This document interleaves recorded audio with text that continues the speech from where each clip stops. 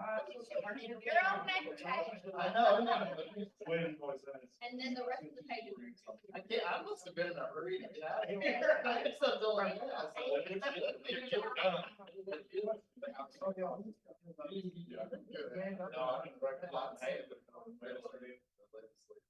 Yeah, I was reading.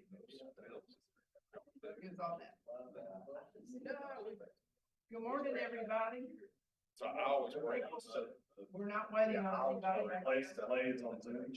Good morning, Clay. Recording in progress.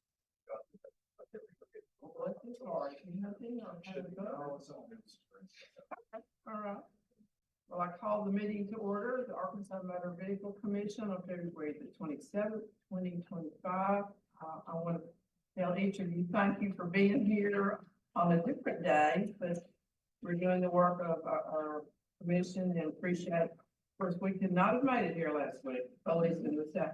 So we appreciate, no, it was bad, so want y'all to know how much I appreciate you being here on Thursday.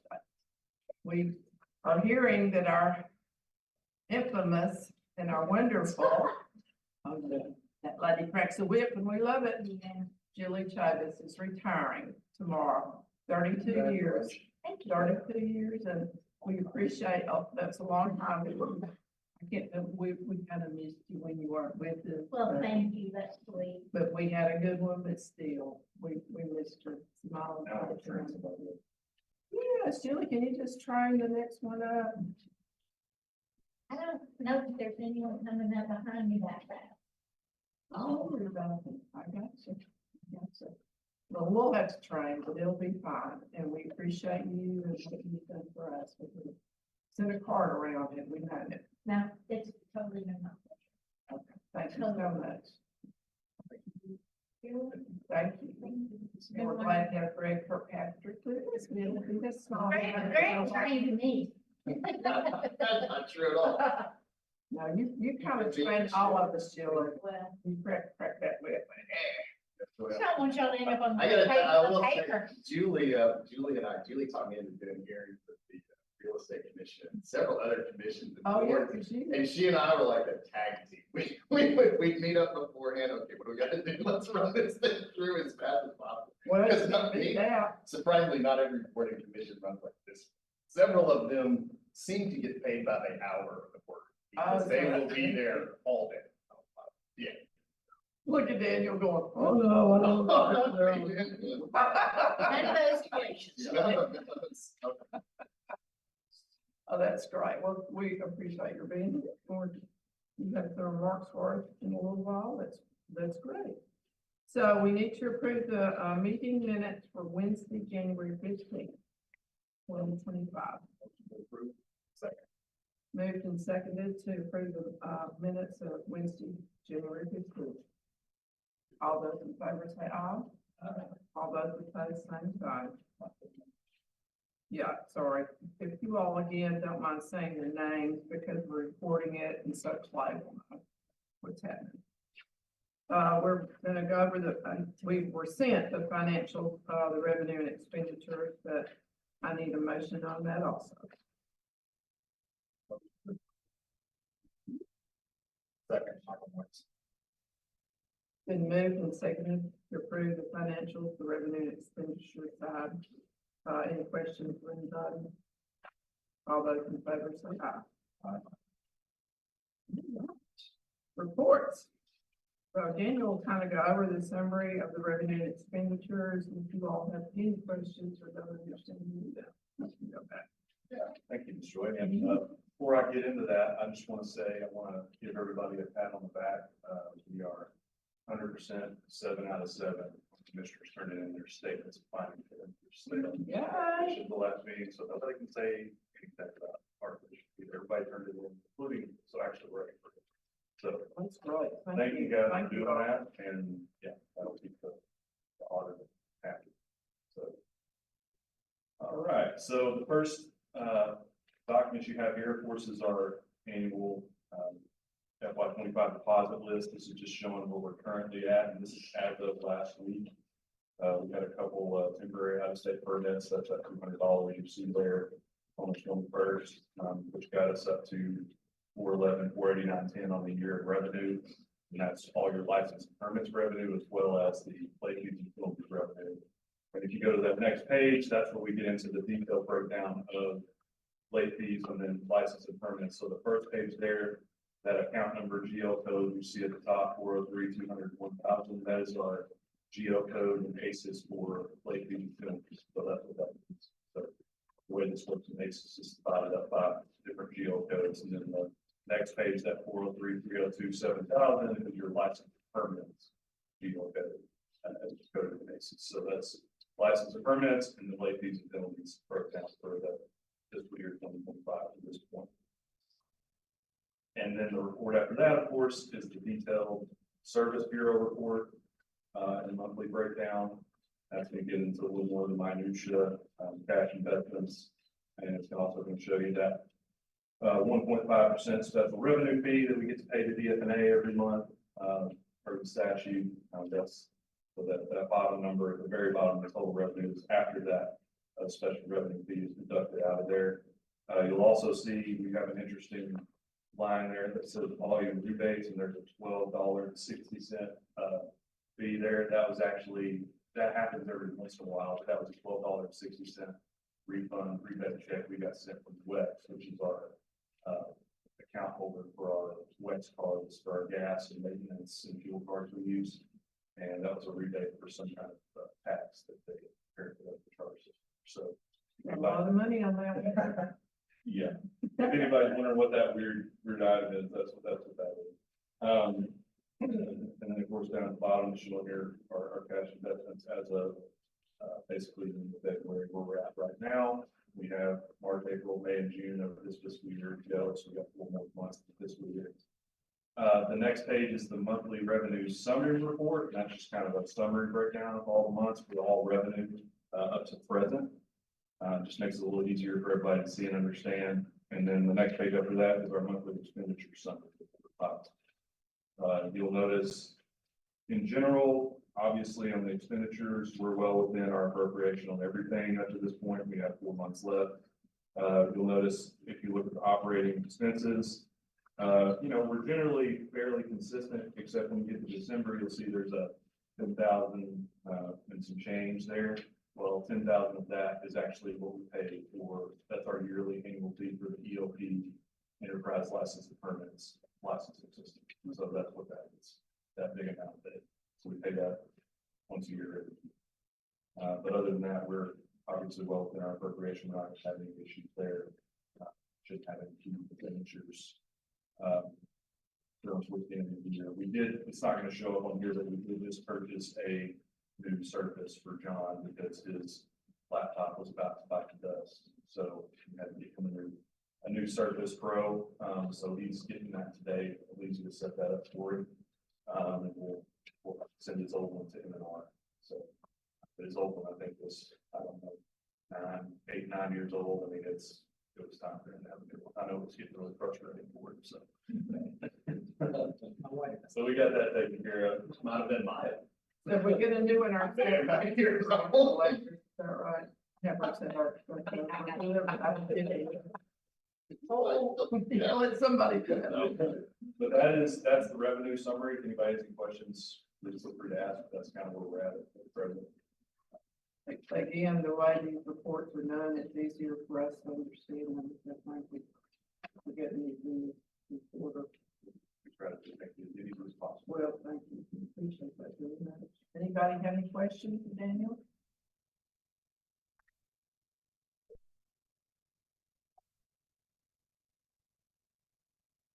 Okay, back, monthly license activity.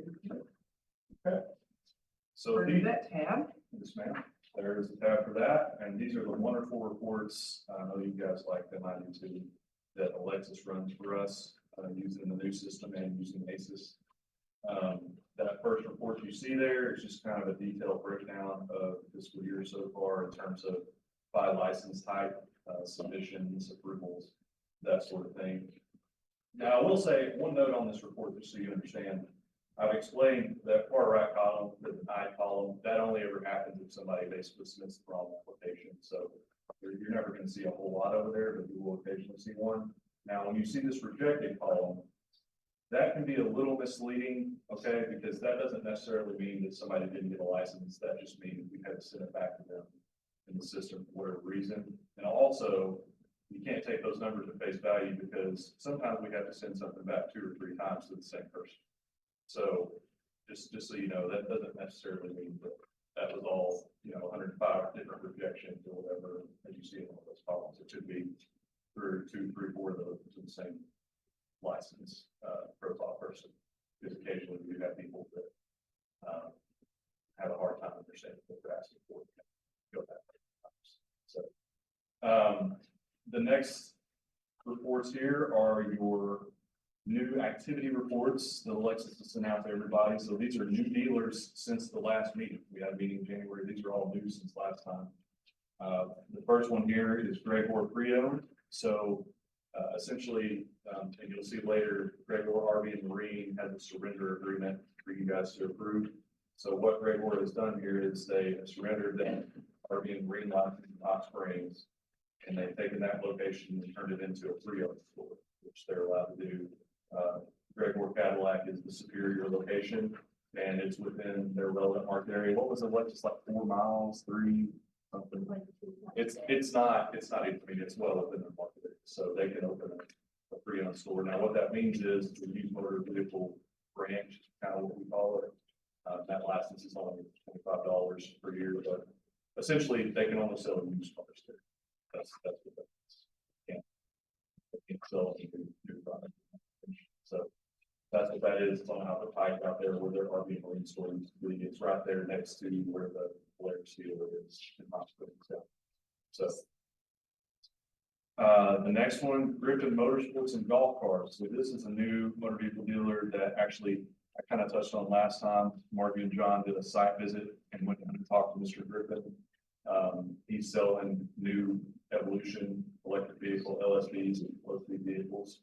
And he was very cooperative and did everything we asked him to do.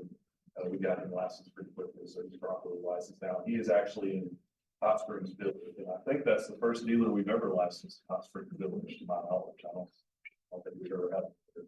So he's actually within the gates of Hot Springs Village. He's just selling LSVs. The next two, the last two here are for River Valley Golf Carts.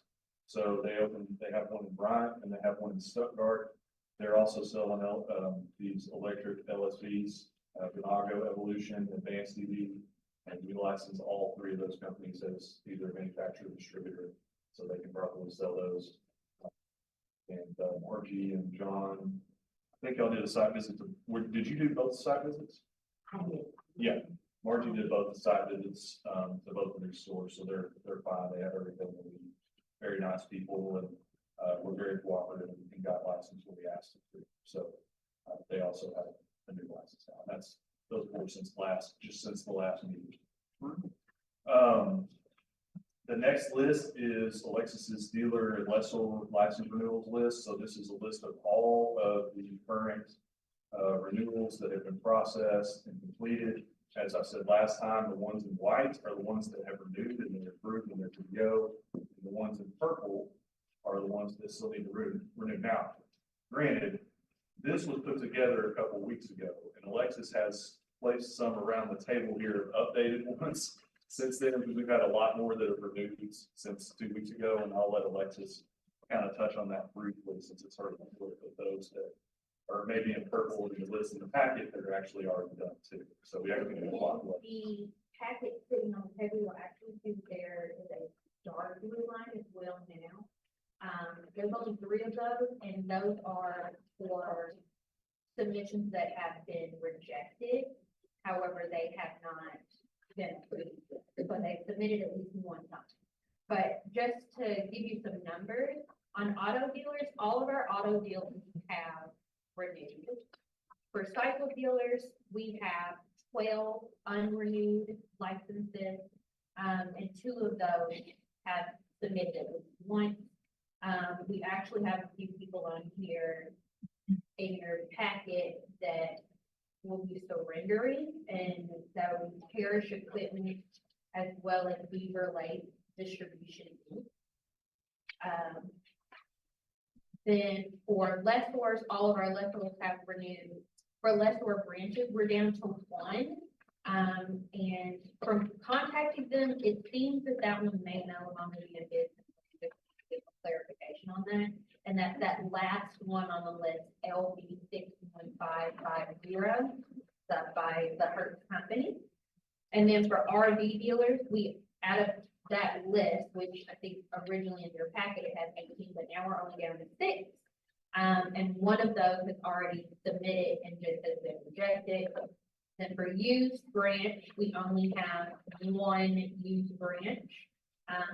Ms. Margie actually spoke with her yesterday. She should be giving Ms. Margie a call back so that we can help her get in the system to do that. And then both of our specialty dealers have. But on the table, I think you guys already have those, but there were 3 packets on here. They're showing you, so when you're looking at the colors, it doesn't seem so extreme because the colors have changed over the last few years.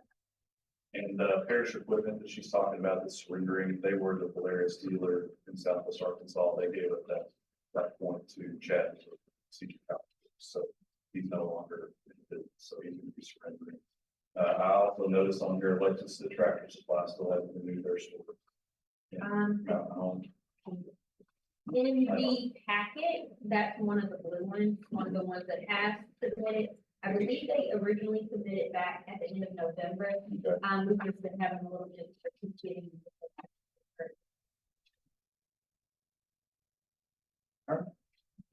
So we're getting close to the end. We're down to the ones that are dragging their feet, and then the ones that are probably out of business or surrender the funds. Oh, and RV in your packet, 2 of them have already sold that are in purple, so they should actually be.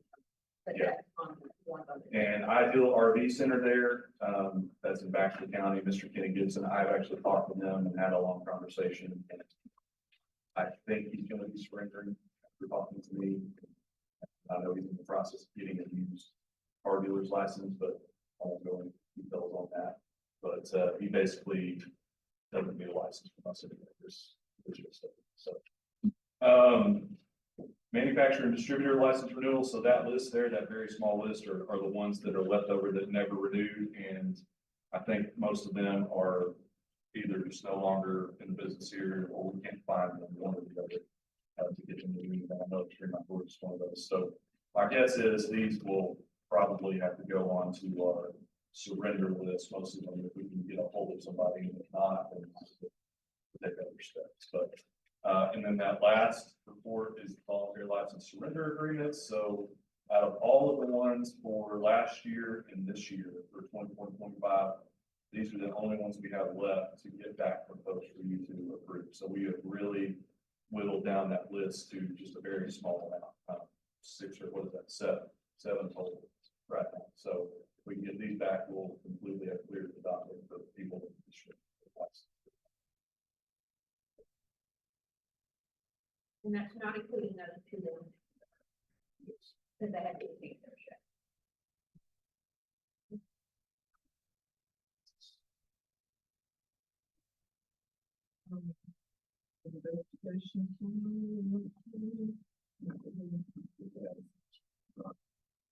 So the next tab there is the investigation summary. This is John and Marty's investigation report. This is just since last January. So obviously there's not going to be as much activity on there. It's only been a month. But I will let John and Marty, y'all want to briefly just kind of summarize what you've done over the last month. Anything that's pertinent or you think is important.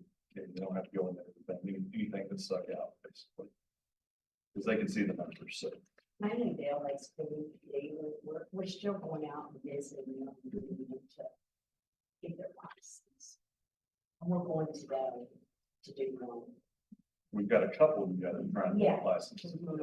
We've got one in Hot Springs that you've already visited once, and he has so far refused to get a license. And then we have one in North Little Rock that also needs a license. One in Hot Springs, I may have to have a conversation with him, but they've already visited him. And I think they're trying to follow up with him, but he's been sent everything he needs. So it's just a matter of getting him a license. And then John, I think you did a site visit yesterday that was interesting. Yes, I went to Jonesboro to a place called J&J Sales and Deals. And it was one of these happenstance deals where I had a friend of mine sent a Facebook post that he saw, that he got from a friend of his, that they were selling the little ATVs there in Jonesboro. So I went over there yesterday, it was father and son business, very nice folks. And he was buying them from a dealer in Mississippi, bringing them up here and selling them. And he had two 120cc ATVs there, the Tao motor, little Tao motor, ATVs. He was getting it from this place in Mississippi, and of course he wouldn't tell me where, but he had ordered 6 more and was supposed to have them delivered today, and I just happened to go there yesterday, so. Thank I had a nice conversation with him, and he understood where he was and that he was outside of bounds. And on the way home, I got a call from him that said he was able to contact the place where he bought them. And the 6 he was supposed to have delivered, the guy had mercy on him, canceled the order and refunded his money. And then the 2 that he had there in the store, he was gonna take down to a friend of his in Mississippi, sell them to his. So we said that he was out of it and appreciated us coming over there, and we had a nice productive conversation, and I don't think he'll do it again. Now, obviously, if you look at the consumer assistance report after their investigation summary, for 25 even, you'll see, obviously, we're still dealing with a lot of title complaints. That's our most common complaint most of the time. Non-formal complaints and formal, so formal list, there's 3 on here, but since we put this together, I think we're up to 5 now, Margie. Doug Reynolds Suzuki, that one has been resolved. We got that taken care of. Damon's Outdoor, that one's also been, I think, pretty much we're gonna close that out too. So those are done. And then we have 2 new ones on there that are not on this because we just got them within the last week. So we're actually up to 5 formal complaints for 25 so far. Margie and John are working on those. And then for the non-formals, you'll see 14 on this list. Well, within the last week, we're actually now up to 21. So we've had about 7 in the last week that are not on here. So we're up to 21 on the non-formals and 25 so far. Margie and John are doing a great job, working these, getting work and closed out as fast as possible. And again, a non-formal is different than a formal. A non-formal, remember, it's pretty much anything. I mean, it could be a phone call, it could be an email we get, it could be Margie and Don see something on Facebook that we need to look at, it could be a website thing, it could be they had a conversation with somebody like John. That's how John found out about the J&J deal. I think it was from your state police contact, right? So, I mean, non-formal is pretty much, it's a catch-all. So anything that we need to look at, we're going to put on that list. And then you have the 25 ad review list. John and Margie have already reviewed 4 ads for dealers in 2025 so far. 5, there's one that's not on there. Okay. It was Since last week. And then we went ahead and put the 24 formal and non-formal complaint list in there again too, just to remind everybody. I think we're almost done with all of the 24 complaints, right, Margie? We've got like maybe 2 or 3 that are still open, so we're close to being done with those. All the formal complaints are pretty much taken care of. Where I see one on there that Joy and I are going to actually ad hoc meeting about at some point, but for the most part, we've got another part to take care of this. Oh, and John, since this came up last time, White River ATV, John was able to confirm that they did move all of their units over to the new store, right, John? Oh, that's the one, second one. No one in Batesville that We know. had them. that Yeah, had to get- We laugh about it every time. Yeah, They did move it. so Mr. Holyfield did finally Good. move all of his product. It's good. So that's finally done. I'm sure Scott got them. So, but yeah, that's pretty much it. If anybody has any questions, feel free to ask me or John or Margie before we. Well, congratulations on getting the 24 is just almost done. We're almost done. Obviously, one of them is still open, is the Bradford Marine ARP, Right. but we know where that's at. So, Anybody have any questions or observations or know anybody there that? So, got a copy of that, so that's good. Now we're on the legal briefings, Julie and Daniel. Julie, Just two quick updates. Mr. Gentry has hired an attorney in Philadelphia who is trying to negotiate with General Motors, general counsel. So that complaint is in a holding pattern right now while we wait to see if they can work something out. one of the last ones. And, then last time we discussed a letter to Tractor Supply, which I drafted. Yeah, right. And, that's all I have.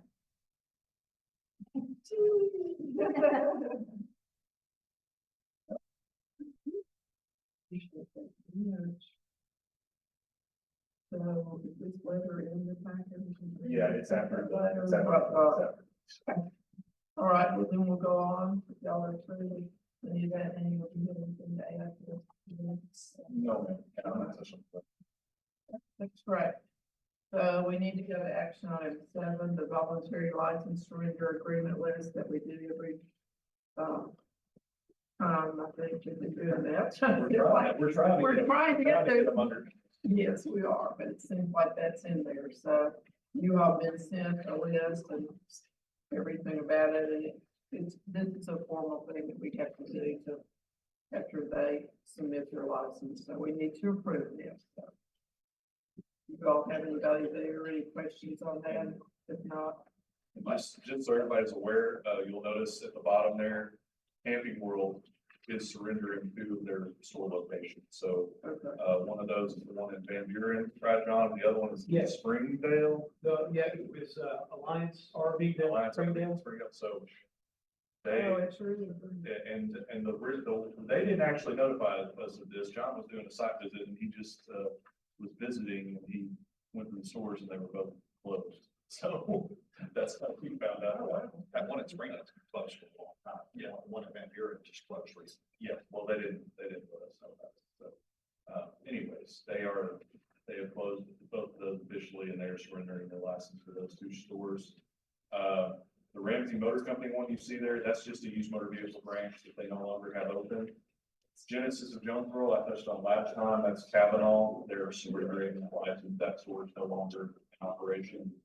And then, as far as the other one, I wanted to touch on the car company of Russellville. If you all will remember, Mr. Nate Saul, who, was involved with the tandem lev, situation. So he has decided to surrender his license. Oh, okay. He's still a used car dealer, so he's still. He's surrendered that license, and then the 2 greenways, they just, those businesses are not. They won't surrender those, not for, or anyway. No, Damascus. And well, we missed them actually. yeah, there's our John Deere dealers, and then Big Wave Boats, I just want to commend John, especially, but John, Margie, and Alexis on getting that one finally. Mr. Adams at Big Wave Boats, this has been an ongoing saga getting him to sign this surrender agreement. John made how many visits to his store? Wow. 3 visits, and we finally were able to get him to sign it. He has another store in Oklahoma, so sometimes it's hard to find him, but anyways, we finally got him to actually sign it. It's right there, but he doesn't need it anymore. So, but that covers everything. Questions? Anybody?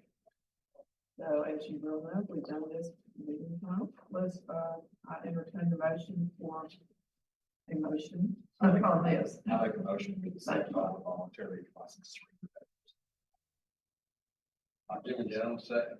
Thank you, Jimmy. Thank you, Michael. Been moved and seconded that we approve the voluntary license surrender agreement list, form for 11 that is in the packet. And all those in favor say aye. All those against, nay. The motion carries. Okay, now to our letter. What tab would that be under? B?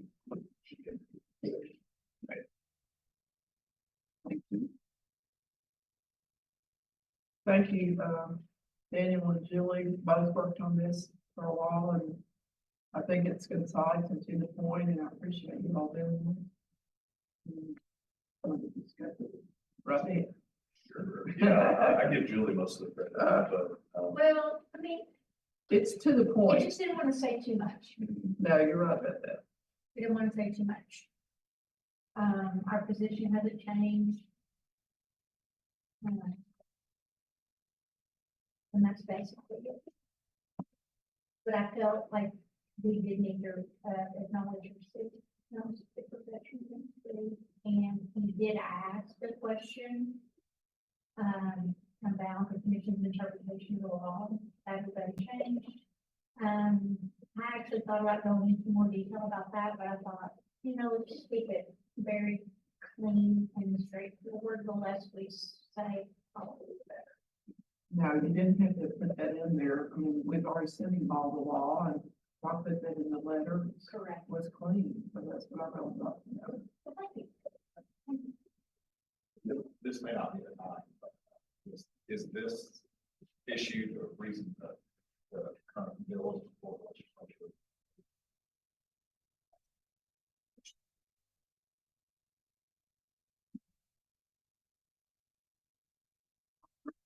So.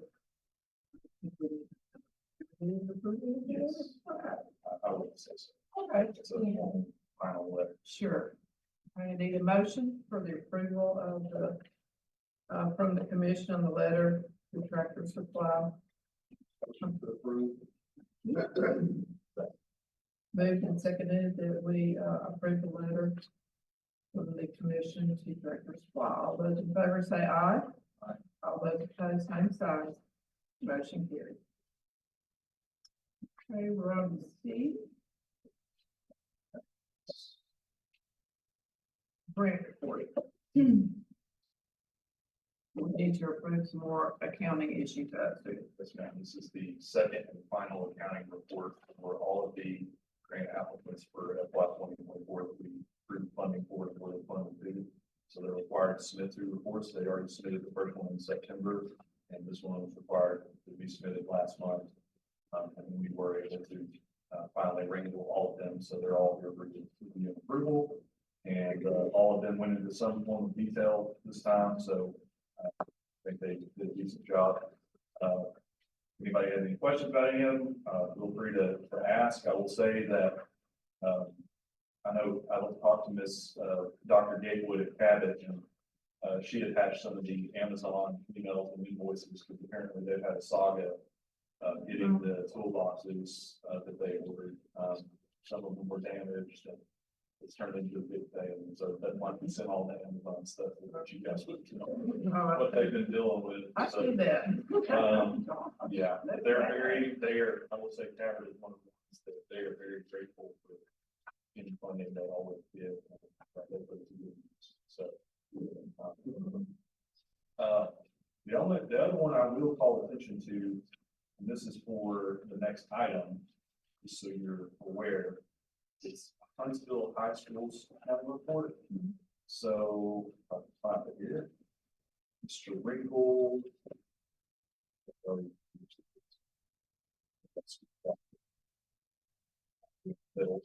It's number 9.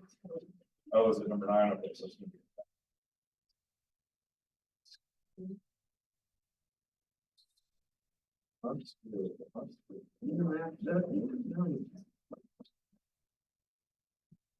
I see it right here. You want it? Okay, I found it. Okay. Yeah, it's because he's got his invoices and everything here. So Mr. Wrinkle. And this coincides with the next item, that's why I'm gonna go ahead and touch on this. Mr. Wrinkle, they saved money. I talked to him about this. They saved money because they installed their lift that they purchased with our funds themselves. So they ended up with having around $1,100 left over. So and that's on his accounting report. So that coincides with the next request, just bringing attention to that one. At least look at it. So he did put all the things behind here, like he did do it. Well, it actually, in this case, it's still 2 in front of that. There's 2 invoices. Yeah, All right, see those, see that? there's invoice. I got it now. Got it. Right.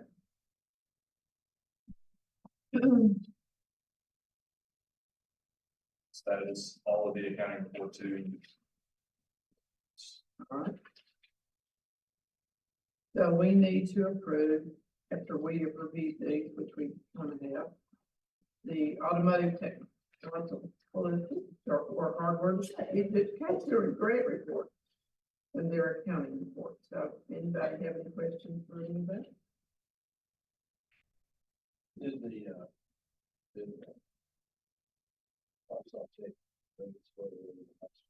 Yes, sir. Yes, sir. If you look at their accounting report in here, I had them kind of go into detail on this. There we go, Ms. Garner. So the attachments they put there were kind of the invoices, but also at the end, there is a detailed email where she explains that basically they used the additional group funds and they have $2.77. Wow. And she asked me, like, what you want to send out? I just told her, well, I think. Roll tape. Roll tide. So yes, the additional expenditure for additional items you approved last time, they. Thank you, Jimmy, for asking that, because I think we did, I need to know that. Because I think we probably in the future will get a few of that, because I would do the same thing, oh, we didn't spend it all. Here we go back and ask, can we spend this, thank you. Okay, I'll entertain a motion.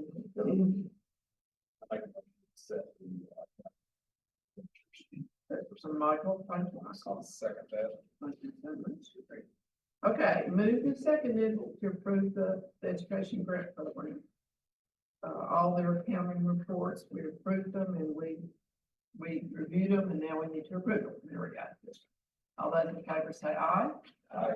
All those opposed, same sign. The motion carries.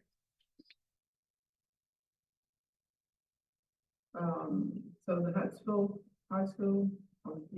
Yes, ma'am. So that coincides with the accounting report I just went over for you guys, but Mr. Frank has requested authorization from you to purchase basically a programming update for their alignment machine and some new alignment shims with his remaining funds. As you saw in the report, he's got around 1,100 left over after they save some cost on installing it themselves. And that's what this email is here. He's basically asking your permission to make those purchases with the remaining funds, which that wasn't on his original reports. So he has to come back. Ask for authorization. To purchase those items, and he actually did send me He sent you the what? an invoice for what that would cost for the program. Very helpful one. I'm kidding. No, we did that. All right, we need a motion, please, for the authorization to purchase the remaining funds that he has, some shims and some other, alignment machine. The motion to approve that. Been moved and seconded, we approve the Huntsville High School request for authorization to purchase the shims and the alignment machine. All those in favor say aye. All those opposed, same sign. Motion carried. And he'll be happy, we're happy, because it all sound like good things they needed. Yeah, they got a group. Yeah, they did.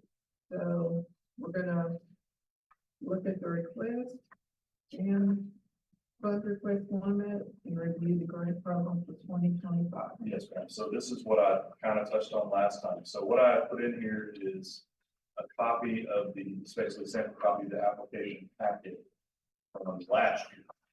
Okay, so, and I had Alexis highlight all of the deadlines in the packet that we had last year, just to give you a point of reference. Because basically what I need from you guys before we post this, we generally do it kind of in the middle of February, into February, when we make the deadline sometime in late March. That's kind of how we've always done it. We need to decide what you want the March deadline to be, and also in terms of the funding limit. Last year, Joy and I, and I think our attorney kind of discussed it, and we put in the maximum amount awarded for proposal is $30,000. We put that limit in there because before that, we had people requesting just, very large amounts. I mean, people requesting like $50,000+, and we're only allowed to award up to $250,000 per fiscal year. So that's why we put that limit on there. The question is, now that we've done that for a year, do you guys want to stick with that, or do you want to bring it down some more? Because you can kind of decide how you want to do that. It's not outlined in the law that you can't. I mean, it's kind of up to you to decide. You want to put the limit down to 5, 20. I think it's important to have a limit, because we don't, people are just going to go crazy. with Yeah. requests. We used So, to get, Greg remembers this. We go, what in the world? You know, and then we had to figure it out. right, And it was hard for us to, and we just would split it up down the line, and some of that, we really probably shouldn't have. right.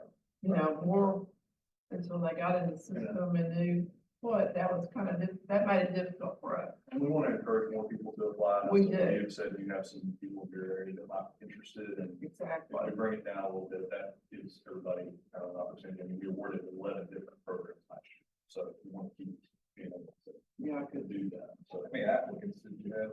11. well, Yeah, see, we've so had, 11. we used to have a lot more than Yeah. 11. Yeah, Dan and I were talking about it. I think it used to be It's like 30. 30, yeah, it was 25 to 30. Yeah. So do you think that you're scared of that, or do you think I they think, don't have anything? I mean, we need to figure out why they're not applying. I mean, we still have a pretty large list. Send out, obviously, we always post on the website. But I don't know, I mean, some people that last year said they were going to apply. And that's, I'd say it's kind of like free money. Not free. I- It isn't, you know, nothing's I free in mean, life, but I'm saying it's like, why in the world? Yeah. I Some think- of the ones that I talked with stated that they forgot about it. And they dropped the ball in the line. So I guess we need to hold their hands and keep sending emails. Yeah, I mean, if you want, we always send out, obviously, the preemptive email if we want to, like, Right. that way, we can send out a reminder to everybody. Got concern of going down on it because the prices of what the Yeah. technical schools are buying, Yeah, they're not getting any cheaper. And so they're having to be selective on what they buy to cap. that's why I bring it to you, it's up to you guys, so. It was kind of a double-edged sword. You want them to have more money, but then you want more people to apply, so they're not gonna get more money. And from last year, I think only two entities applied for almost the full vote. The company they asked for like 11. Yeah. So They're very it targeted. still was a range of what they were asking. Right now. Yes. So up to, You know, that's what we, Yeah, it's 30 maximum. Max. 30. That you can be awarded per.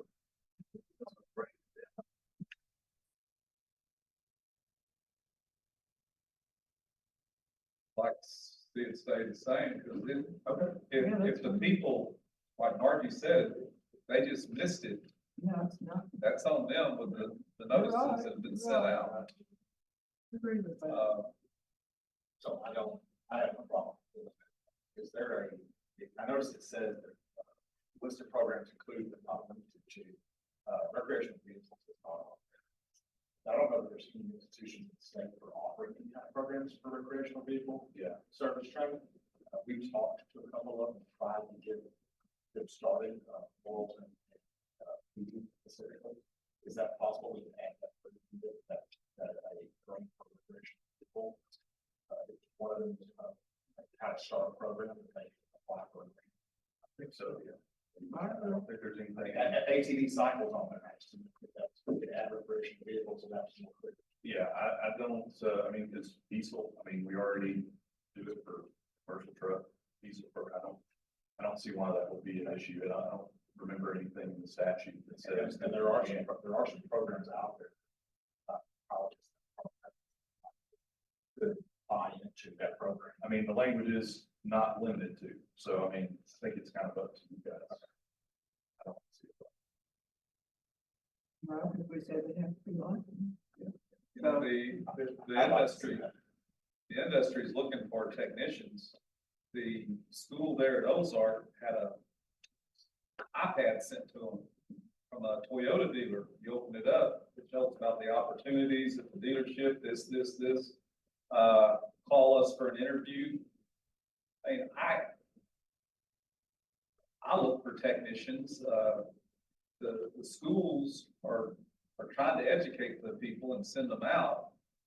And there's a demand, I'm sure that Michael could use, qualified technician at his place. I know that I could use another one.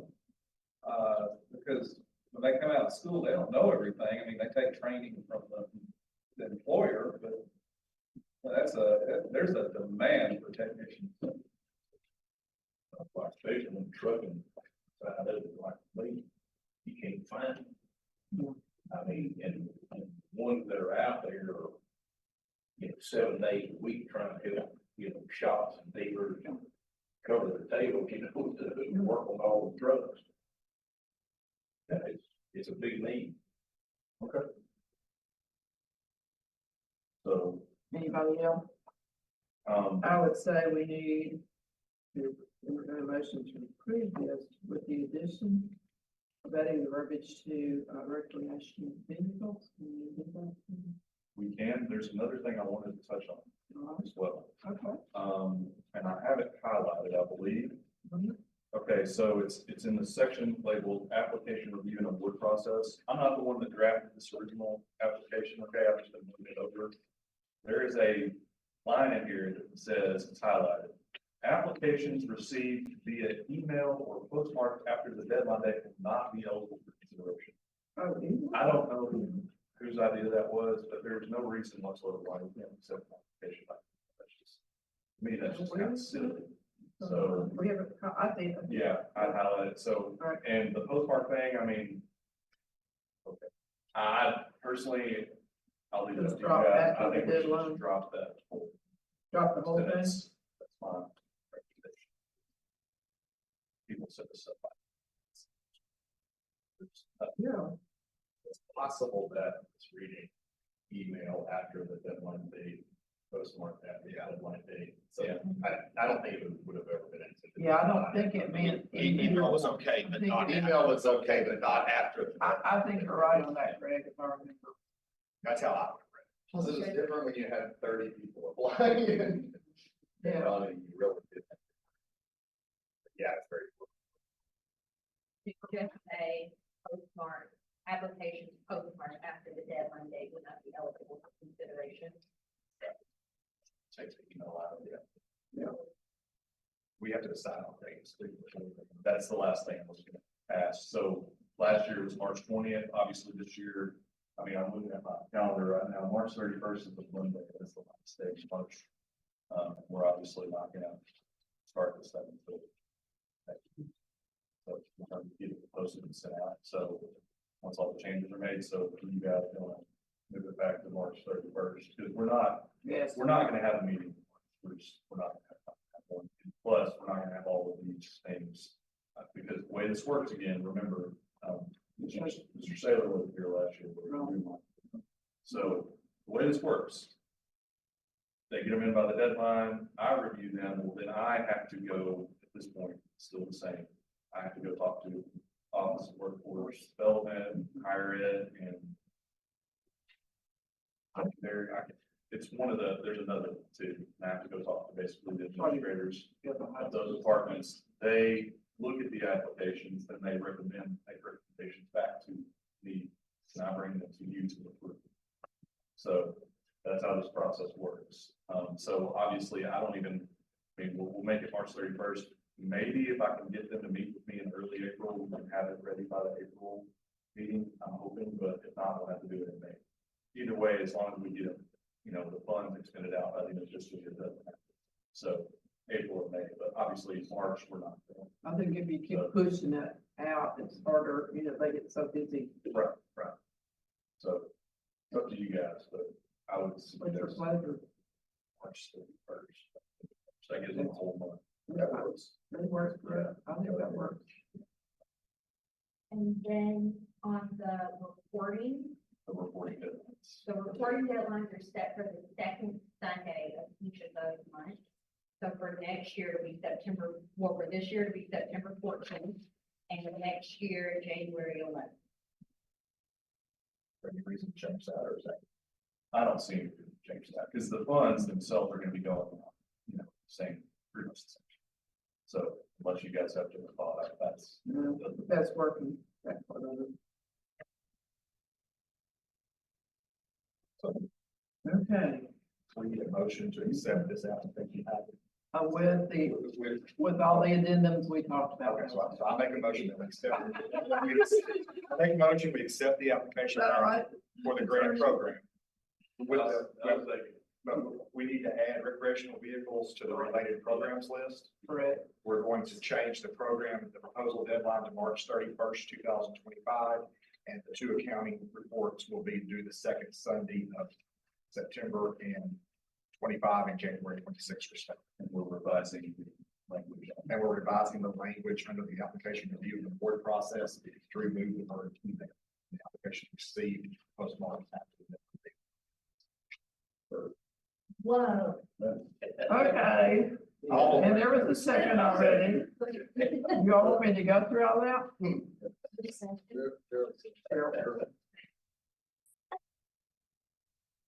And moved and seconded, we approve 2025 special grant program with all the addendums and changes of the dates and striking via email from the application review process. Change all the dates. It will be March 31st. We will get one March and adding, yes, and adding the purpose of each of the recreational vehicles. Did I get it? So you're probably. Thank you very much. All those in favor say aye. All those.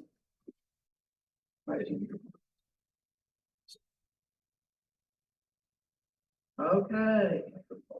Now, hold on. Where's the better part? So legislative updates for the 2025 general session. I'm going to go over the simple one first, and then I'm gonna let Julie and Greg talk about. Okay, we're SB, oh, you don't want to talk about it? Julie refrains. So let's go to House Bill 1460, which, let's go to that one first. I don't think this one's gonna have no problem moving through. It's on a fast track. But basically, this is just a cleanup bill on some language that's been in our code forever that needed to be revised. Essentially, if you read our code up to the present day, it essentially said that one commissioner shall be appointed from each of the 4 congressional districts of the state as constituted July 1st, 1975. So we still had 1975 congressional districts in our statute, which I wouldn't even know what those were except I have a map in my office that same we had. So, and it's just changing that to as they exist at the time of the point. So that's basically all that bill is amending that language to fix that 1975. That's it. Now, the next one and the most important one for us to talk about, and this is under consideration on the House floor this afternoon, because it's already passed out of the House Insurance and Conference Committee, is SB 94. And I would be happy to go into great detail, but since Greg is here and Mike Johnson is here, and I know Mike was also on the, he was not representing the commission in any way, just in his own private business as a dealer, was kind of involved in some of the processes. I'm going to let him kind of speak to what this bill does, because unless something surprises me, it's going to become law after today, pretty quickly, I would think. So it's probably past the House today. It's already passed the Senate. So, who would like to go first? Greg? Go ahead, So, go ahead. So I'm Greg Kirkpatrick, representing Arkansas Auto Dealer Association. This bill, we knew about going into the session. The sponsor was working with the Associated Retail and Grocers, or the Retail and Grocers Association, whatever I can't think of what exact verbiage is, but among the entities that they represent are Lowe's, Tractor Supply, and the big box stores. And dating back, this actually this goes back to when I started at the commission. It was not unusual for Tractor Supply Company, once they came into the market, Orscheln was, are they even still in business? They're not. They were in business and they were in other states. There were several of these sort of Tractor Supply style entities that in some markets sold utility vehicles, really not ATVs as much. They were just side by side, sort of John Deere Gator style. And you'd see at the bottom of the ad, available not everywhere except Arkansas. And that was, and it was a little bit of a tension point, but no one ever really pushed it. And until this year. And I don't know if it was based on the recent efforts by Tractor Supply. It does seem that those companies want to get into this market heavier. These vehicles are now what used to be, Mike, I'll lean on you on this. I mean, at one point, these were probably less than $2,500 what they were selling. Now they're over $12,000. They're higher, yeah. I mean, they're over 10. Yes. So, you know, it's now a real product, I guess, that isn't as much of a pastime. So the requirement right now in the law is that these stores, which, I mean, you can conservatively estimate a Tractor Supply Company stores 40 to 50,000 square feet, that they have to saw 120 square feet, this is in the rule, for service and parts. Not even 120 square feet for service and 120 square feet for parts, 120 square feet for parts and service. And the rub is have a technician. It's my understanding, Tractor Supply Company had a technician at a store in Arkansas. Whether that's true or not, I don't know. I don't know if the commission ever investigated it. But they did have a technician, and apparently that person left or something occurred and they were left now without a way to comply with that provision of the law. This is based on what I was told by the lobbyist that represents the retail grocers. So as I said, we knew going in that this bill was going to be drafted. I don't represent power sports dealers. Obviously, I've got a vested interest in anything that would change the requirement for on-site service. When this bill was presented, it had major problems. And Mike jumped on it quickly with the power sports dealers, and it ran very quick. It was dropped one day, amended the next, basically, and ran the following day. There was very little notice given to the dealers, but Mike did an incredible job of rallying them. When I say very little notice, I mean, it was effectively one day. Wow. And there's an 18-hour rule in the legislature, meaning you have to get a bill on the committee agenda publicly 18 hours prior to running it. And that's basically what they did. Maybe about 18 hours. That's not very long to try to get people to leave their area and drive to Central Arkansas. So, for example, like Greg Donahue, he was made the furthest from Springdale to Springdale. So we, I mean, it really did. And that group effectively killed the bill in the committee that first go around. Then you could see the problem. I mean, it was going to be run or threatened to run every day, every committee meeting until the end of the session. And the bill was likely to pass prior to that group of dealers showing up and presenting their side of it. There were at least 2 senators on the committee that were definitely yeses going into the meeting and swayed to, we're not going to be yes because there is a legitimate consumer interest concern. However, that only went so far. And I think that's where the concern was that the bill as drafted was bad, but was likely to pass out of Senate committee eventually. The Senate generally does work together on things if they can. This is one of these subject areas that they're just not going to get into that if they don't have to. There's one interesting aside to this. This bill got assigned to a committee that it's never been assigned to before. it was assigned to insurance and commerce. This bill, from the time I started, it should apply a bill with these types of parameters within transportation. So you had, in the committee's defense, there just weren't a lot of subject matter experts in the room on motor vehicle law. You know, in the transportation committee, there's literally the Office of Motor Vehicle. Administrator Wayne Hammer is sitting there. He can answer any title registration question at all. I mean, this was a heavily debated topic, and Mike ended up kind of having to answer the questions, but you could see the committee among themselves trying to figure out, are ATVs registered, are utility vehicles registered? Is there, you know, there were all these questions that you just, in an insurance and commerce setting, they just don't deal with this issue. So it was pretty obvious that there was a real concerted effort to get it into a committee that would have the highest chance of getting out.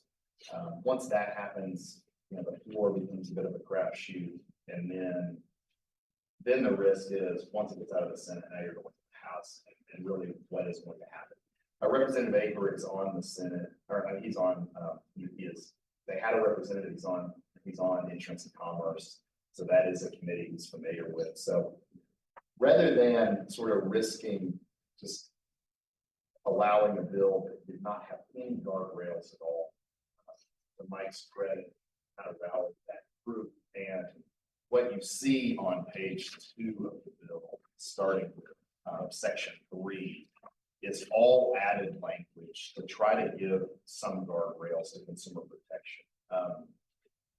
It's certainly not ideal in terms of the investment dealerships make, in terms of the ability of a consumer to buy a product, to take it to the spot they bought it. That remains the gold standard.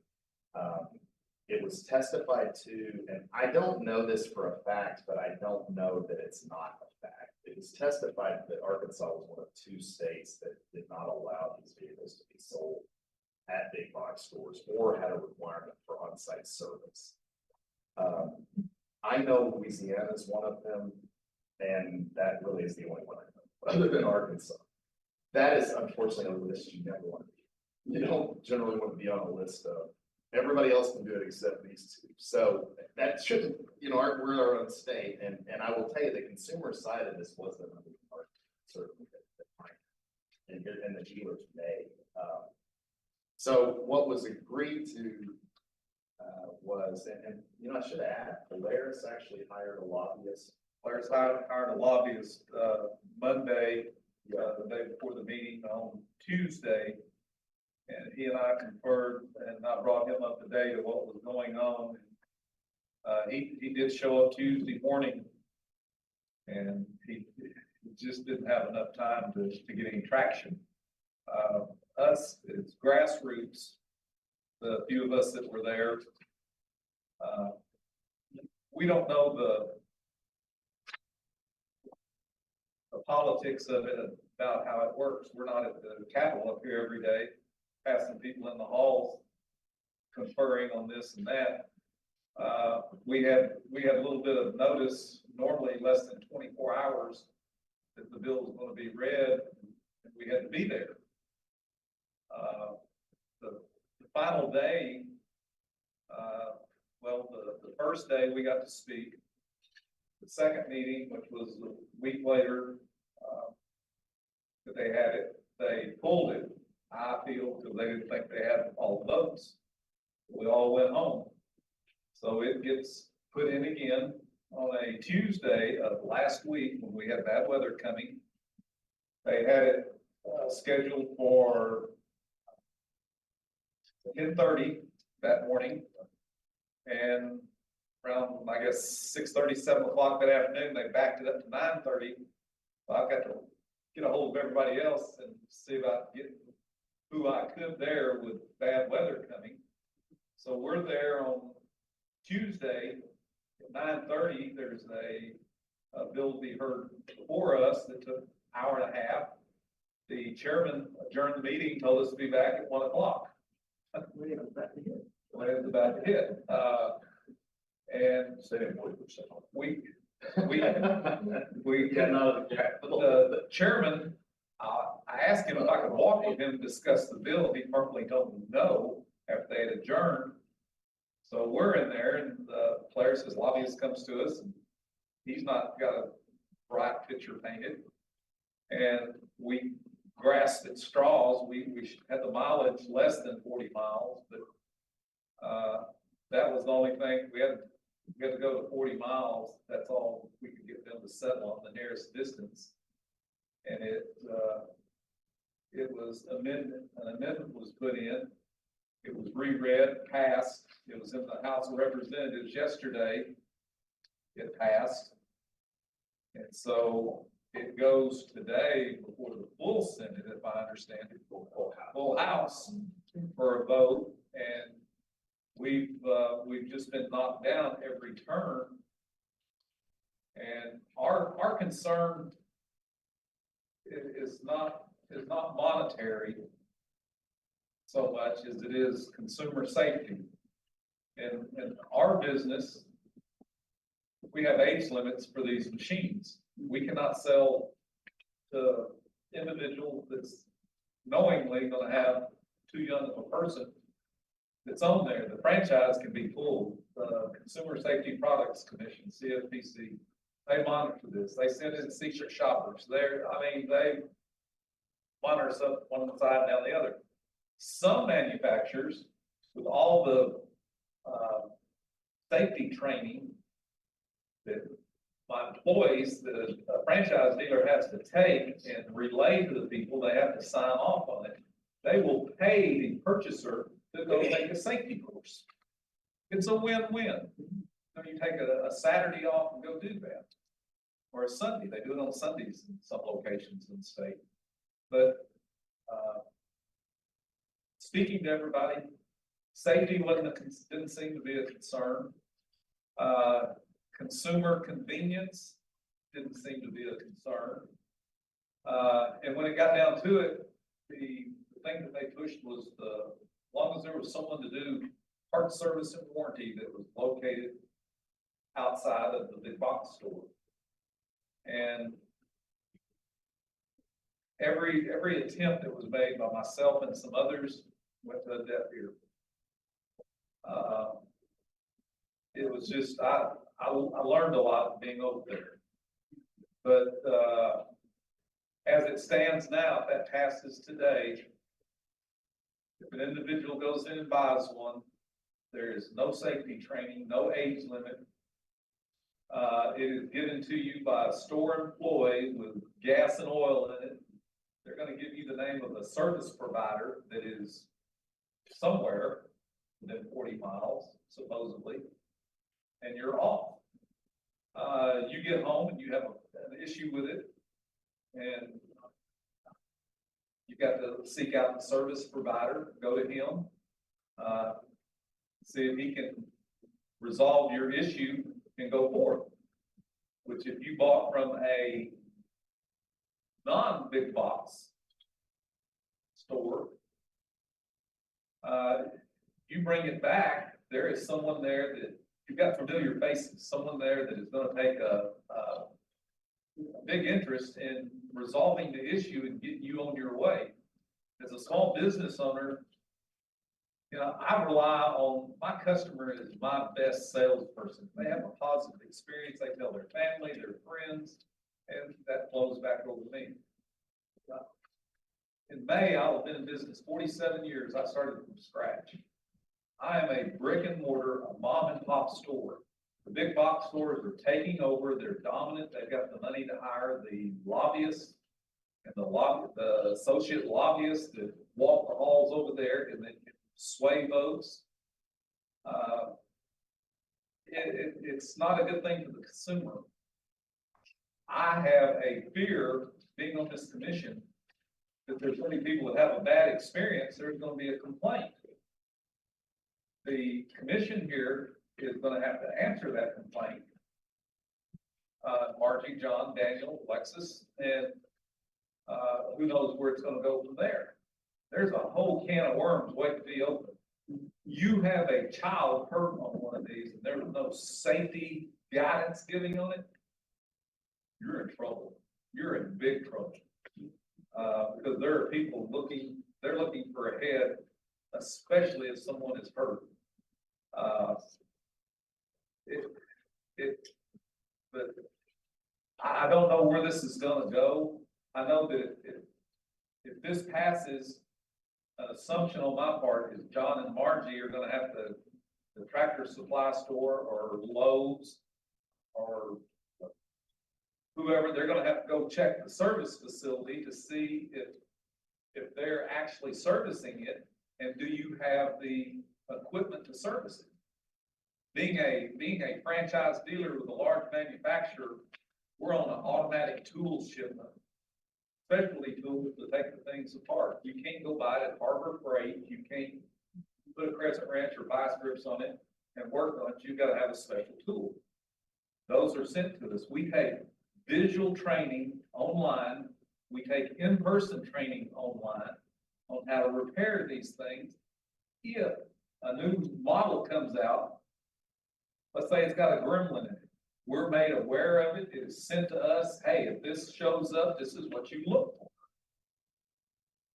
And everybody's working hand in hand, and it's all for consumer safety, consumer satisfaction, because on a warranty job, I'll promise you, there's not a franchise dealer around that makes any money on that. Because they give us very little time. We do get retail parts reimbursement. And we go forward on that. I am not set up to work on any of the stuff that is there. That was asked to me. Because if you did something so simple, if you were just gonna put a set of tires on, you pull the wheel off, a lug nut, stud, brakes, strips. There's none of my stuff that will fit that. Everything is model specific. You can't come into a power sports dealership and say, I need a lug stud for my ATV. What have you got? You know, there's many 6, 7, 8. Different sizes, different thread pitches.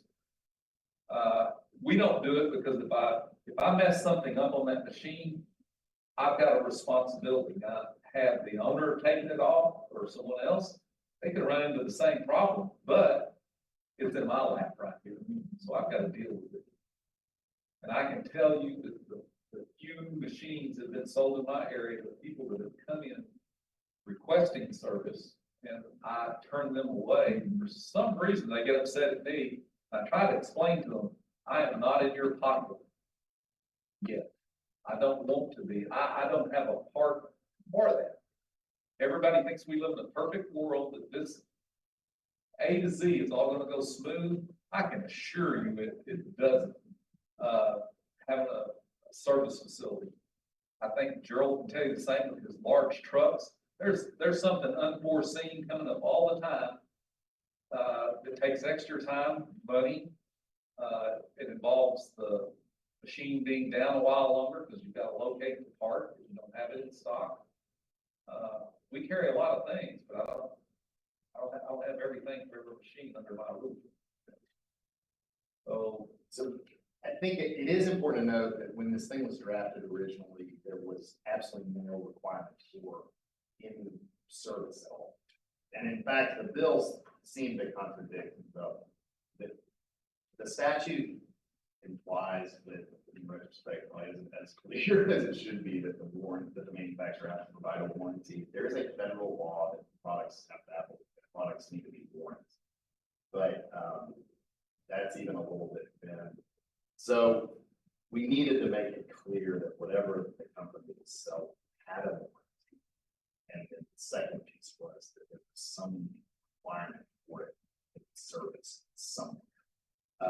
40 miles was literally kind of pulled out of thin air because there's tracks like Clinton, and there are facilities in Conway that may be able to service it, and that's apparently a 39-mile distance. So I guess that's one of my questions too. yeah, These service facilities, I think, and I know it sounds like this bill's gonna pass, so we're gonna have to learn to live with whatever the guardrails are here. But there's nothing in there that says those service facilities have to be licensed. Correct, that's what I was gonna touch on. Or there's nothing that says, a service facility could be my garage at my house. And that's who. I think that is honestly the intention. Yes. That it would be, JT's small engine repair. So that's what I was gonna touch on. So that would be one of my concerns. some of, just from a practical standpoint, from just reading the bill, its current language, and yes, I think it's gonna pass in its current form from everything I see.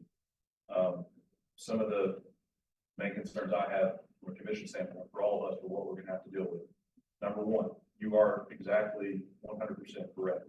These third-party service providers, as they call them, are absolutely not required to have a license from us in any way. In order to do that, we would have to create a whole new license, and that's just not gonna happen, and certainly not in this bill. So no, they're not required to have a license. Number two, there is, and Julie can correct me if I'm wrong, but my reading of this bill, there is absolutely no requirement for Tractor Supply or Lowe's or whomever to have a contractual agreement with a third-party service provider. It just says they will coordinate with them and name them. So they can name us. Well, and they're supposed to name them, they're supposed to provide a, I guess, list to the commission when they apply for their license, because these people are still gonna have to be licensed. So essentially what this bill does is, in no uncertain terms, it creates a different class of, franchise license, basically, of people that are no longer going to be providing service. Right, so yes, there's no contractual obligation between this, what will be a licensed dealer, Tractor Supply, or whomever else, and these third-party service providers, from what I can see at this point. There's also no obligation, as Greg touched on, for the manufacturer to actually provide a warranty agreement with these third-party people either. So, it's all, yeah, okay, you're referring them to this third-party person. We don't license them. And I don't know what their standards are. I don't know if they'll even be able to get the parts. I don't know what that relationship is gonna look like at all. So yeah, we're gonna get a lot more complaints as a commission. We're gonna have a lot more licenses now, because it's basically creating a whole new class of licenses, but we're gonna get a lot more complaints. But if And if the third party issue comes up, we don't regulate the third party. So that's gonna be a whole other issue. Obviously, there's some things that I think we're gonna have to try to address in the rulemaking process, to try to put some more potential guardrails on this situation, but. I think B does help, 3B helps a little bit. It does kind of the way that, the commission can only enforce actions against the license.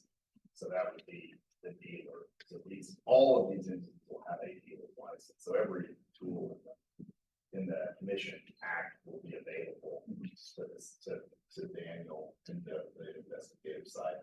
So if, for example, they have no agreement in place with a service provider or they still, it needed to be clear that they still had to provide something. They being the dealer. So the dealer still does have to have a warranty. But to Daniel's point, the mechanics of how that warranty is going to coordinate with the service provider.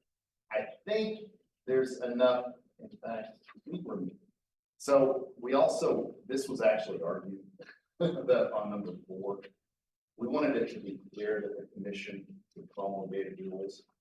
They wanted that deleted. And that needed to stay in. So the commission is given rulemaking authority. I think there's enough, requirement that the commission has some flexibility. We have to determine how the coordination works between the service provider. And I appreciate that. Yeah, we definitely have that to work with. So I think we can. But the service, if the dealer's not gonna wanna have a formal agreement with the service provider, because then that could flow that liability, could flow that with the dealer. And I think that's where the commission will make, because at some point, the dealer has to comply with they have to provide a warranty. Now, is that just something on paper? And I think that's the rub for the consumer. Is going to be, well, you provided a warranty, you're told to have a place to take your vehicle, get it fixed under the warranty. And what do our rules, regulations require the manufacturer? Is there anything in the manufacturer's license that they're being held to? that they can't perform with this in place. We hold the manufacturer liable. Could the commission go back to manufacturing and hold them in some way liable to consumers? Maybe, I mean, that's To a certain extent, yes. to Yeah.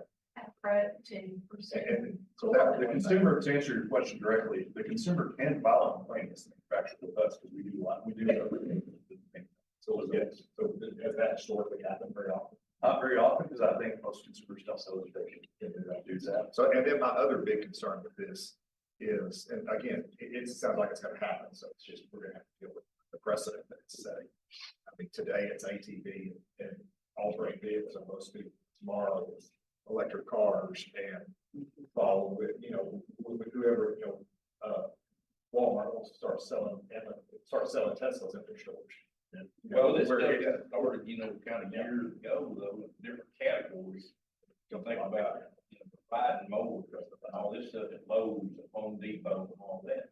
The bad boys and, all that kind of stuff. And, they even started, some of them actually started moving Kubota even now. I've got friends that's got bad boy Kubota dealerships, and man, they've been abandoning that.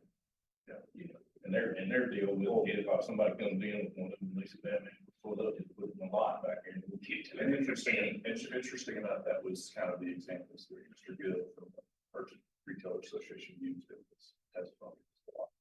Yeah, so,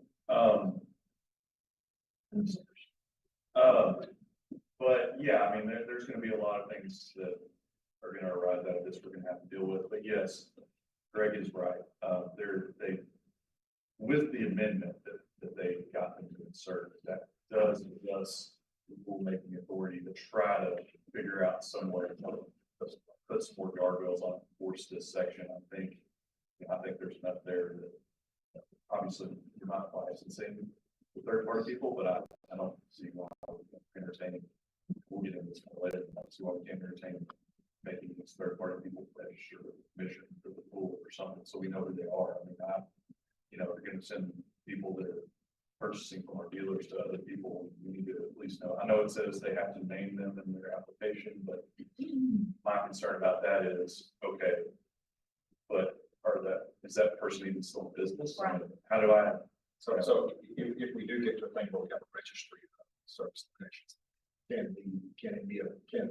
with the rulemaking, number 4, the rulemaking, can we say that their named service provider, that they have to have some kind of agreement with a registered, the dealer has to have an agreement with the registered service provider?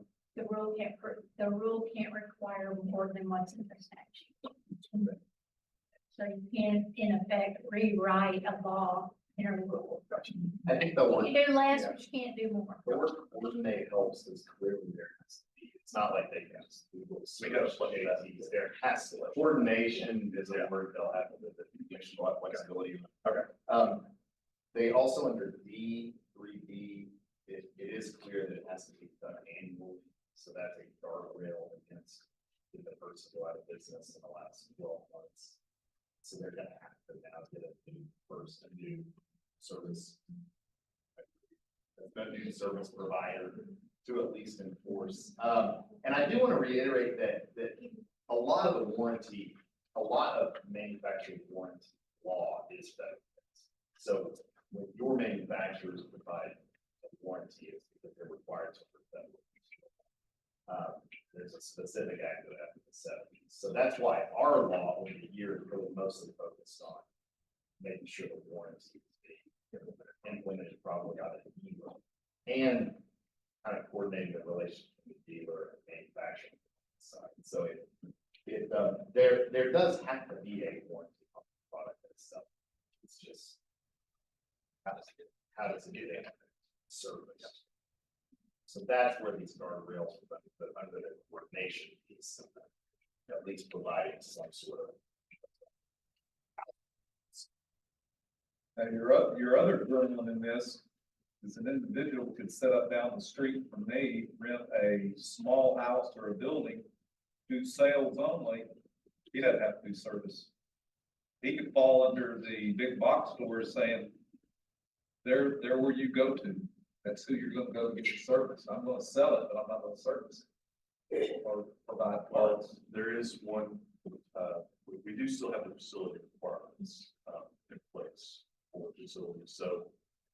Yes and no, like, an individual could, but they're still gonna have to meet certain thresholds, so to be licensed. 120 square foot, one person. Well, but they still have to have a display area in the building, they still have restrooms, they still have to have an office, they still, so they're not, you can't just throw a shack up. No. I think that the interesting one, your investigation you mentioned, that's probably gonna be the better test case. Yeah. Is that, historically, that type of they're not a dealer, they're not gonna get licensed, that type of an unlicensed actor, the standard of having to have a service facility often was built into their consideration to be a dealer. Sometimes they just didn't want to have $100. But now they, in theory, could follow this exact same path, of figuring out and coordinating with a provider within this 40 miles. The This- manufacturer distributor still has to be like, That's correct. this isn't gonna. Everybody still has. to They're just be not gonna licensed, get not the service. just Well, random product. Also, it's in our rule too, you can't share business location with another, like a furniture store. That's something you can't do. What's the difference in a furniture store and, Track Supply? Yeah, I mean, I go to Track Supply, buy clothes. And snacks, That's True. and snacks.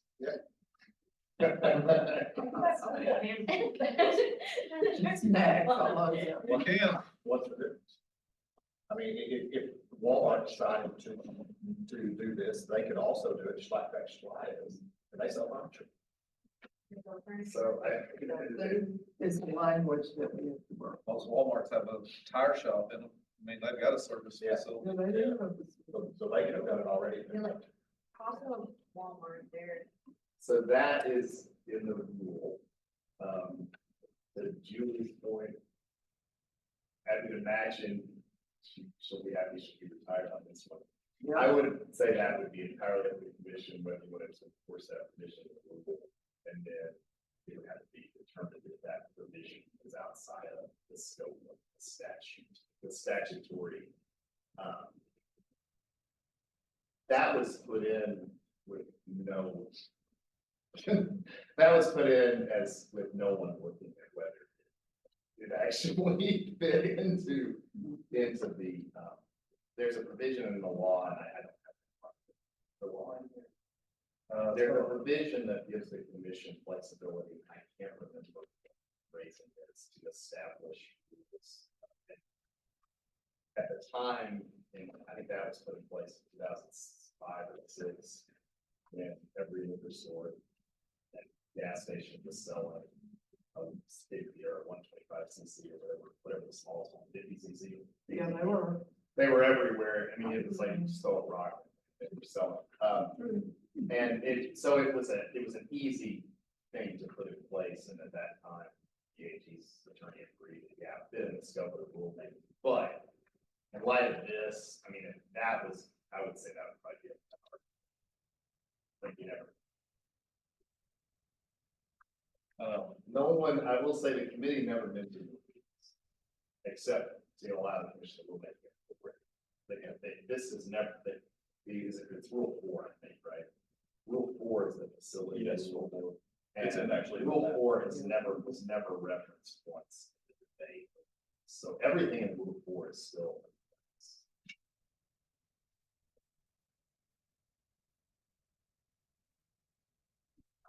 I just know that the commission just forced a furniture store to not sell ATVs.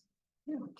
And that now we're allowing big box stores that sell basically furniture and some folks to sell ATVs. They sell chickens. I'm just saying, we just forced a man to quit doing it. Yeah. You know, They still and make now we're those. turning around and saying, little guy can't do it, but big guy can. That would be something we will have to. We will have to figure it out.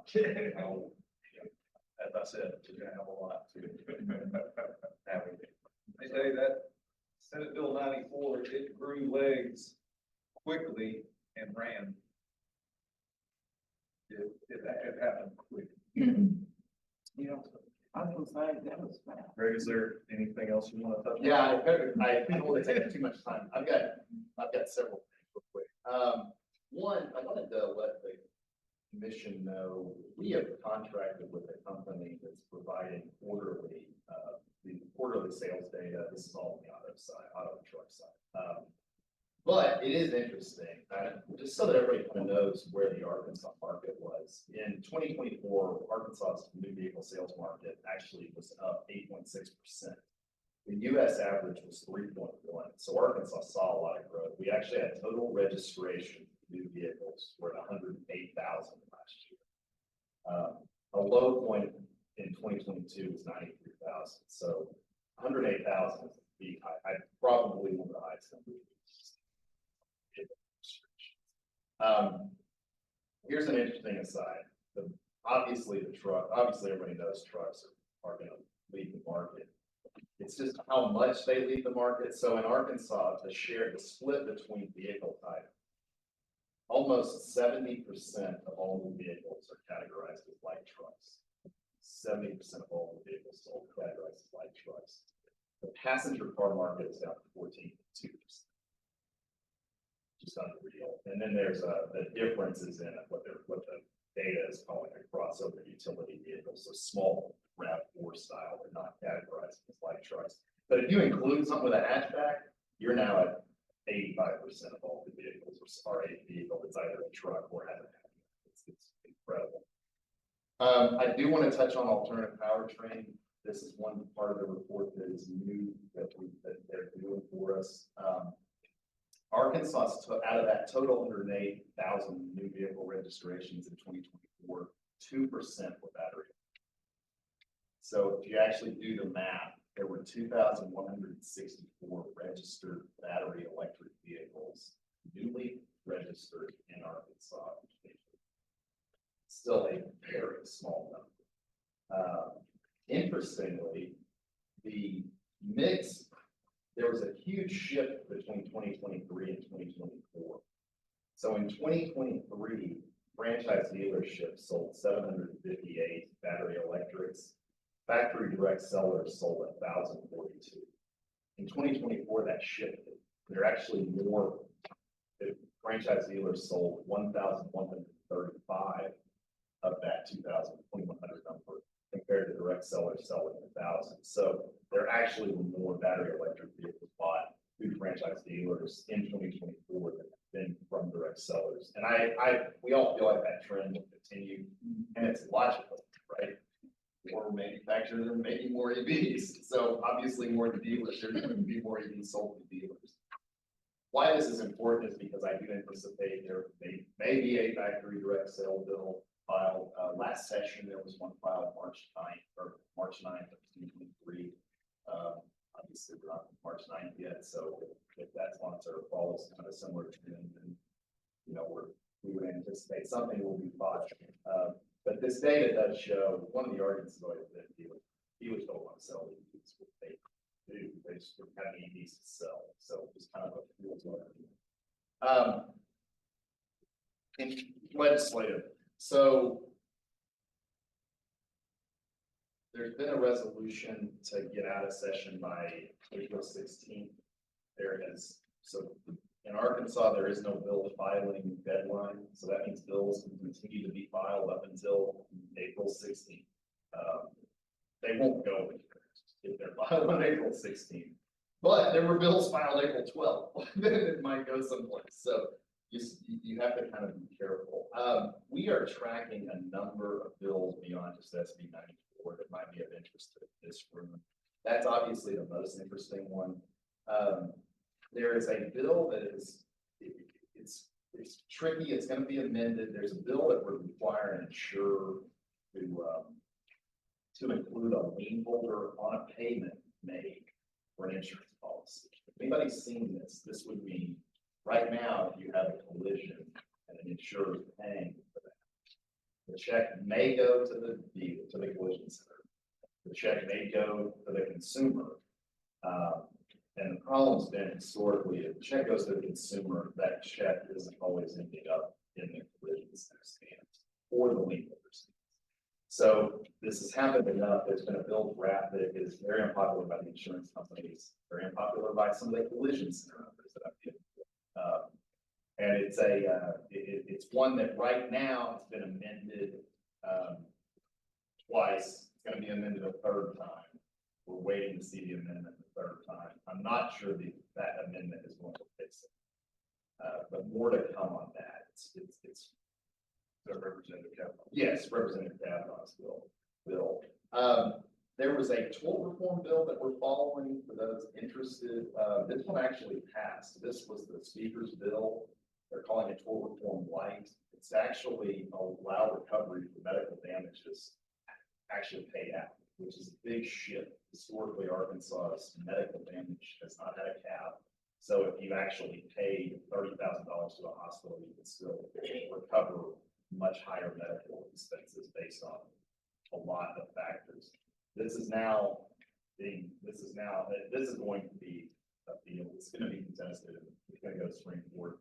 It's a very small bill for what it does. It's 5 lines. There's a lot of questions over how it's going to be interpreted, but it could mean for businesses at least a lot less, a lot lower recoveries.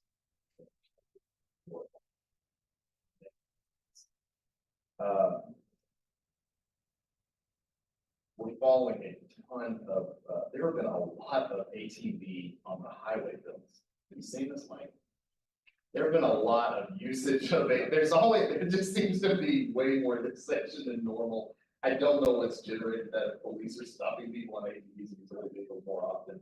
It's always been an issue field to field or on hunting field to hunting field, but now it just seems like there's one after another. AADA's got a massive package that we're trying to get through. The bills are going to start dropping next week. We had a very bad decision on a dealer extra license plate issue. This is going to come to the commission. So we are at it. The issue is that dealerships that have an employee using the dealer extra plate, and if that employee is an unauthorized person, if the user is unauthorized, disregard the same employee. If the user of that plate is an unauthorized user, then the state right now is determined that it's a use under a sales tax law and is charging the entire sales tax of that vehicle. The vehicle is still new or used, doesn't have to be registered, and the vehicle is still being sold. It's been in the dealer's inventory. Everything about it is a vehicle for sale. But the penalty that DFNA is assigned to that is charging sales tax under a use law. We are trying to remove that, make it clear that the use of a dealer extra plate is not a taxable event. And we're adding a provision into the Arkansas Motor Vehicle Commission Act under 23-112-308. Right now, that gives the Motor Vehicle Commission the authority to either suspend or revoke, or in lieu of that, fine up to $5,000 or $10,000 a dealer for misuse of extra temporary tax. There's never been a mention of dealer extra tax. So we're adding a provision that will say the commission will have the authority. If a dealer is misusing dealer extra plates, meaning if an unauthorized user is driving these vehicles or driving with a dealer extra tag, then the commission would have the authority to revoke, suspend, or revoke that fine the dealer. The reason we're doing that and we want the commission to have this authority is we're very aware, don't want to give the impression AADA is pushing to allow dealers to issue extra. That's not the intent of this at all. It's simply to say that is not a taxable event. We are working on a lease reform package, a very big lease reform package that is run up against some constitutional issues. However, I think we can figure it out there. Arkansas has the lowest lease penetration rate in the country. The second lowest is Alaska. That's how low Arkansas is. Leasing in Arkansas is miserably hard. A lot of it's based on our tax structure. In Arkansas, so the lessor is the lender, that's the lending institution that's financing the lease. They are deemed the owner. So as the owner, they have the requirement to assess the vehicle, they have the requirement to pay property tax on the vehicle. And what does that mean? Well, at some point, they will recover that from the lessee, the consumer. When the lessor is doing it, some are charging the consumer after the lease is turned in. So you get the benefit of paying for 3 years of a lease and then getting a bill from GM Financial for $1,000 for the property tax they paid on your behalf. And the state also charges sales tax on that $1,000, so it's $1,000.65. Westchester County adds the 3%, so now you're paying it's $1,090. To reimburse the lessor the $1,000 they paid for your property tax. Ford Motor Credit is doing it by far the worst. They are adding a 25% charge on top of the lease payment. So in Arkansas, when you lease, the payment you make is what's taxed. So if your lease payment is $300, you're taxed $300. You're taxed on that $300, 300 times 9% based on wherever you register it. That's what your lease payment is going to be. There are some sales tax implications, but the biggie has been this property tax piece.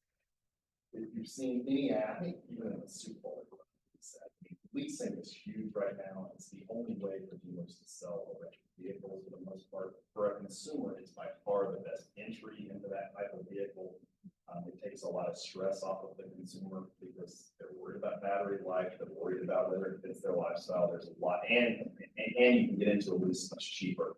And right now, while there's a $7,500 tax credit, then more leased vehicles are eligible for that. That may disappear, but as of right now, it's still there. So there's a lot of reasons leasing is important. We are trying to fix it, and I think we're going to get there. It's just going to be really tight on the car. We've got a electronic registration titling package right now. Arkansas is one of 4 states that still does most of the things by paper. This will affect the commission, hopefully positively. Hopefully it'll speed up lien releases. Hopefully it'll speed up the complaints about I didn't get my paperwork. This will pass. It's just how fast it gets implemented is going to be the question. And as I mentioned and alluded to, we are focused on a factory sales bill that may or may not be introduced. We're anticipating it. In lieu of a factory sales bill or direct sale bill, it is possible the sponsor that introduced that last session might take a cue from Senate Bill 94 and look at a service only bill. That is the rub. That is one of the rubs for direct sell buyers. Right now, it's where do I get my vehicle service? It's all done remote right now. It's all done. Either the customer has to have the vehicle towed, or they drive it themselves, or there's a van that drives around from some of the surrounding states that may have a dealership that does service at somebody's home or work. That is not illegal under Arkansas law. It's not ideal for the consumer. Yes. And by the way, the scale is where the problem is. You can't just have an infinite number of delivery vehicles, or an infinite number of service vehicles, which by the way, I was at an event in Northwest Arkansas last year, and one of these service vehicles from the store in Tulsa was there, and it was of course it was a battery. I mean, of course it was a gas powered Ford Transit, which was funny because it was expensive. And then dealers collecting sales tax. Right now, Arkansas is one of a handful of states. Talk about not wanting to be on the list of Tractor Supply Company. Arkansas is one of 2 or 3 states that dealers do not collect sales tax. There is still a strong desire for dealers not to collect sales tax at the sale. However, where this is becoming an issue is related to expired temp tags. It seems to drive consumers nuts that they can't go anywhere without seeing a half-destroyed, flabby temp tag that expired 6 months ago. Oh, I saw one, it was from 2023. And so if you all are seeing it, then you know the legislators are seeing it. So from a public policy perspective, The only issue is there a revenue that is owed to the state? The state has done a pretty good job of recovering most of that revenue, but, it's not as big a problem as you think, but it's an optics problem, and we may be dealing with that, but so far, no bill has been filed. As I mentioned, the goal for the legislation to be out by April 16th, that usually means they'll be out the following week.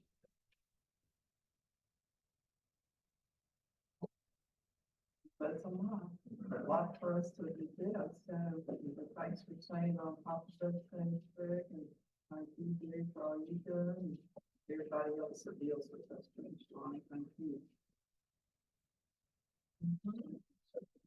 One item on our item G.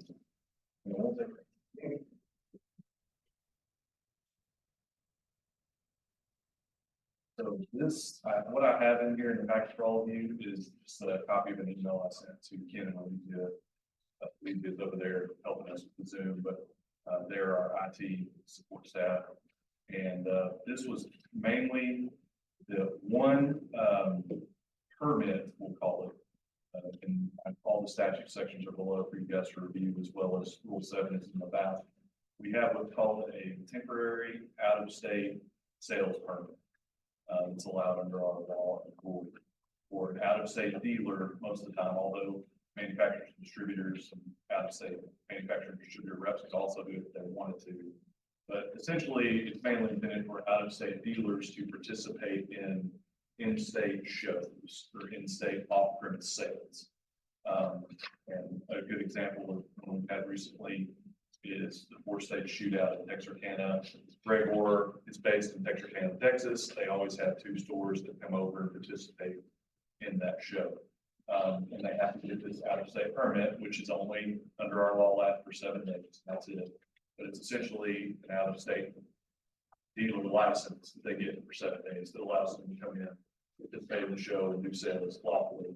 So essentially, that was the only license permit we did not have in the EOP system. It wasn't originally entered in because it's not something that we just do very often. We do it, very rarely. But we now have it thanks to our IT people in the system, and it allowed us to establish a profile for an out-of-state dealer and issue them with 7-day license in the system. And all of that data is now in the system. You don't have to use paper anymore. So that's essentially the update. It's any license we now have under our laws now available in EOP. So we no longer have any, no paper anywhere. That was the last step, and that's why we have to do that for you guys to know that we finally were able to get that update. So It's really good. yep, and it makes it easier on the audit too. It's all electronically in the system. That's all I have. That's great. Thank you, Greg, for. Thank you, Greg. And Julie. What do you think of you having fun? Thank you, Julie. Thank you. Enjoying your retirement. Yes. That's great. Have they named their? So you mentioned we probably will not have a March meeting, correct? No, because we're almost in March and we've got a lot going on. All This right. coming month, plus we're gonna be trying to get all. No March meeting? No March meeting. Yeah, the next one will be. Okay. So make note of that. We'll give you a little break. Yeah, I've got several meetings I have to go to. Sure. We need to try to get all the grant stuff in. Sure, we understand that completely. We appreciate you and your staff, all you do. And, Very much. it runs so smoothly. Always did with breakfast. In spite of my best efforts. It's good leadership on your part. That was great. So, I need a motion for adjournment. Turn the meeting, Arkansas, just only by the day. Aye. Thank you guys. Thank you so much, everybody. Y'all have a safe. Turn it back. How would you eat? It was like. Done? Yeah. How you doing, bro?